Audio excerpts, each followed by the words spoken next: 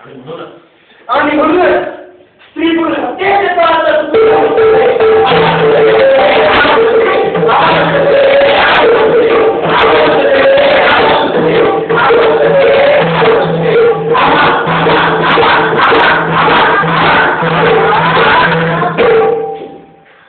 रंगदेवता प्रतीक देवता यांना विनम्र अभिवादन करून आम्ही कोण क्रमांक आपल्या समोर आनंद सादर करतोय. पथनाट्य मला जगू द्या, मला जगू द्या, मला जगू द्या. स्त्री गुणहत्या. मित्रांनो, स्त्री गुणहत्या हा काही काळ आणि आजचा विषय नाहीये. स्त्री गुणहत्येला 18,000 वर्षापूर्वीचा इतिहास आहे. तो इतिहास जर बघितला तर दक्षिण आफ्रिकेमध्ये संजोग समाधीमध्ये या स्त्री गुणहत्येची पायमुळे आपल्याला सापडतात.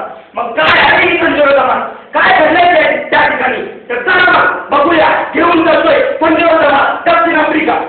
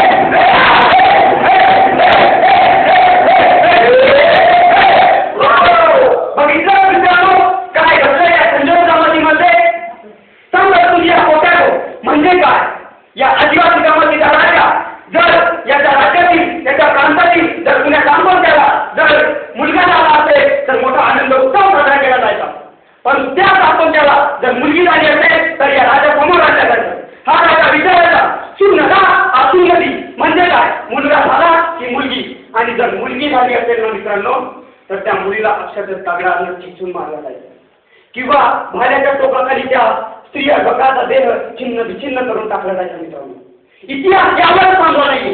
यापुढे मी रोमन संस्कृतीमध्ये स्त्री गुणहत्येची पायमुळे रोवलेली आहेत. काय घडलं या रोमन संस्कृतीमध्ये, तर चला घेऊन जाऊया रोमन संस्कृतीमध्ये.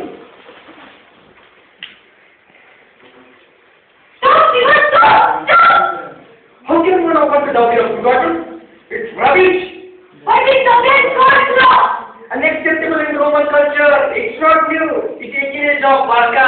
You are doing my right. You are doing wrong. What arguments are going on here? Here, for the exposure. Similar that I agree with Alisa.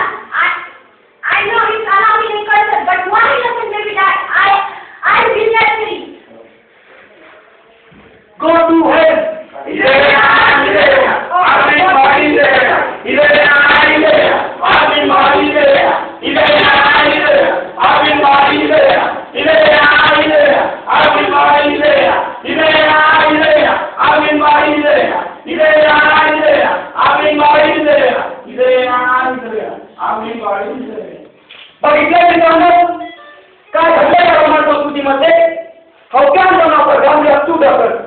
या संस्कृतीमध्ये दोन मुली सौंदर्याची या लोकांची ताकद होती. म्हणून पहिली मुलगी जर जन्माला आली तर ते सांभाळ करायला तयार झाले, परंतु दुसरी जर मुलगी जन्माला आली तर त्या मुलीला ती हौदा म्हणून निर्दयतेने मारून टाकायची. मित्रांनो, हा आपला जगाचा इतिहास, भारताचा काय, भारतातील संस्कृतीची आणि संस्काराची खाण समजला जाणाऱ्या भारतातील त्या स्त्री गुणहत्येची पायमुळे सापडतात.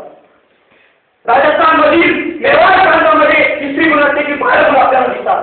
हे मी नाही सांगत मित्रांनो, हा इतिहास सांगतोय, ते वाचवून करतोय मेवाड प्रांतामध्ये राजस्थान.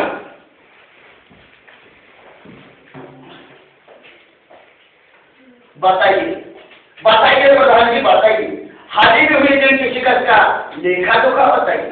महाराज, अपने शाही खजाने में से 30% रकम व्यर्थ हुई है महाराज, और उसी तरह 3,000 हाथी, 6,000 घोड़े और 80,000 सैनिक मारे गए महाराज, और उतनी ही महिला विधवा हुई है महाराज, और पुरुष का आपसी परिणाम हुआ है. फिर भी हमें बचने मिली प्रधान जी, फिर भी हमें बचने मिली. पतिदेव महाराज एक अत्यंत दुखद वार्ता है महाराज। अब इससे आगे दुखद वार्ता क्या हो सकती है? रानी सरकार को क्या? रानी सरकार को स्त्री से कन्या रत्न प्रवेश। क्या कह रहे हो? अरे दुखद वार्ता लेकर तुम आए हो, इसकी तरह तुम्हें अवश्य मिलेगी, अवश्य। सेनापति जी महाराज, अब क्या किया जाए? वही जो हमारे सोच करके आ रहे हैं, उस अभी जन्मी हुई बच्ची को उबाल के रखने के कारण में डाल दिया जाए। महाराज आज्ञा हो। जी महाराज, हमें पुत्र रत्न चाहिए, इस मेवाड़ के गति के लिए एक युवराज चाहिए, हमें युद्ध जीतने के लिए एक योद्धा चाहिए। बघितलं मित्रांनो, काय घडलं या मेवाड प्रांतामध्ये? शुल्लक आल्यावर मोठी मोठी युद्ध व्हायची, त्या युद्धामध्ये लाखो सैनिक मारले जायचे आणि तेवढ्या स्त्रिया या विधवा व्हायच्या। एकीकडे स्त्रियांची संख्या ही वाढत जायची, तर दुसरीकडे पुरुषांची संख्या कमी होत जायची आणि म्हणूनच स्त्री पुरुष समाजाला धक्का लागू नये म्हणून या जन्मलेल्या स्त्रियांना स्त्री वर्गाला मारल्या जायचं मित्रांनो, आज वर्तमानातही काय होतंय हेच घडतंय। आज देखील स्त्रियांच्या अनेक स्त्री हत्या होतात। असे कुठले प्रश्न आहेत की ज्यामुळे आजही आपण स्त्री हत्या करण्याला प्रेरित होतो? तर चला जाणून घेऊया आजचे प्रश्न। मलाही वाटतं म्हातारपणाचा आधार असावा, वंशाला वारसदार हवा। अरे मग काय जन्म देऊ तुला? तुझा जन्म झाल्यापासून मला पैशाची तडजोड करायला लागते, तुझ्या सासरच्या मागण्या पुरवाव्या लागतात। तर मग सांग ना काय जन्म देऊ मी तुला? दरवर्षी 2 लाख मुले बलात्कारामुळे मृत्यू पडतात। सांग ना काय जन्म देऊ तुला? तू वयात आधीच माझी लोकसंख्य वाढते, तुझ्या फिरण्याकडे मला लक्ष द्यायला लागते, पाट्यांच्या दुष्परिणाम त्यांना सामोरे जावं लागते। तर मग सांग ना काय जन्म देऊ मी तुला? मुंबईने गर्भात तुझा जन्म होत असेल, तुझ्या जन्मामुळे सासरच्या मनावर याचा सहन करावे लागत असेल, तर सांग ना काय जन्म देऊ तुला?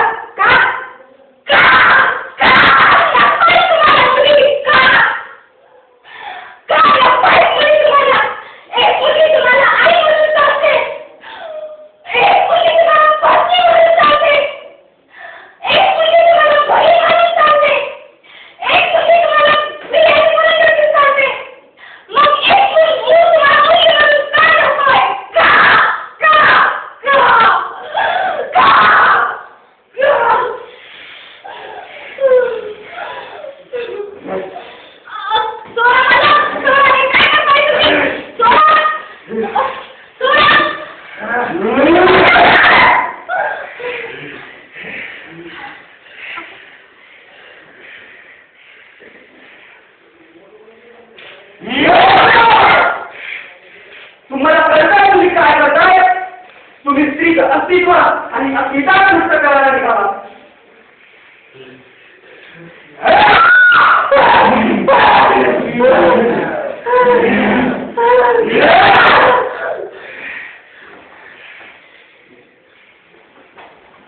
बघितलं मित्रांनो, किती क्षुल्लक कारणावरून आपण स्त्रीभ्रूण हत्या करतो। मित्रांनो, हे जर असंच चालू असतं, ह्याचा अंतर राहिलं तर भविष्य खूपच विदारक असेल। मित्रांनो, जर स्त्रीभ्रूण हत्या अशीच वाढत गेली तर मी तुम्हाला सांगायलाही वाईट वाटेल आणि तुम्हाला ऐकायलाही वाईट वाटेल, परंतु हे सत्य आहे। जगाचं सगळं तत्वज्ञान, जगाचं सगळं तत्वज्ञान ज्या सुखासमोर जग मारते त्या शरीर सुखासाठी एक तरुण दुसऱ्या तरुणाला भीती मारताना आपल्याला दिसेल। हे भविष्य असेल मित्रांनो। हे जर थांबवायचं असेल, हे जर बंद करायचं असेल तर आपल्या सर्वांना यासाठी प्रयत्न करणं गरजेचे आहे। पण आज दुसऱ्या ठिकाणी डॉक्टर पाहण्याचा माणूस कसा नरायला होतो, त्या माणसाला आपल्या कुत्र्याला रोज सकाळी 2 स्त्रीचे अर्भक खायला द्यायला तो माणूस द्यायचा। एवढंच नाही तर सांगलीचं प्रकरण घ्या, सांगलीच्या प्रकरणामध्ये देखील नदीच्या पात्रामध्ये कित्येक स्त्रियांचे भ्रूण सापडतात आणि ज्यावेळेस मोकार जनावरांचा वावर त्या ठिकाणी होतो त्यावेळेस आपल्याला कळतं की या ठिकाणी स्त्रियांचे अर्भक काढलेले आहेत। मित्रांनो, आपण सर्वजणांनी यावर प्रयत्न करणं गरजेचे आहे, तेव्हा ही स्त्री भ्रूणहत्या थांबेल, जेणेकरून जन्माला येणारी प्रत्येक